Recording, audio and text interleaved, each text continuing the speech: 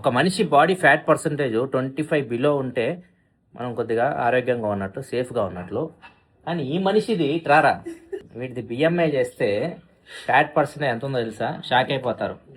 46%, half సెంచరీకి దగ్గరలో ఉన్నాడు. తగ్గిస్తాం ఎప్పుడు తగ్గిస్తారేమో.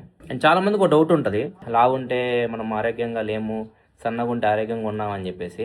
సన్నగా ఉన్నా కానీ ఈజీగా హార్ట్ అటాక్లు అయితే వస్తాయి. మధ్య చాలా చూస్తున్నాం మనం, సడన్గా పడిపోతున్నారు. Body fat percentage important. Body fat percentage ఒకసారి చెక్ చేసుకోండి. ఒకవేళ ఎక్కువ ఉందనుకోండి, దాన్ని తగ్గించడానికి ట్రై చేయండి. 25 బిలో తీసుకొచ్చేసేయండి. ఇంకా మీరు 20 బిలో వచ్చారనుకోండి, 17, 18కి వచ్చారనుకోండి, ఇంకా చాలా బాగుంటుంది. ఓన్లీ బాడీ ఫ్యాట్ పర్సెంటే కాదు, బ్యాడ్ కొలెస్ట్రాల్ ఎంత ఉంది, గుడ్ కొలెస్ట్రాల్ ఎంత ఉంది ఒకసారి చెక్ చేసుకోండి.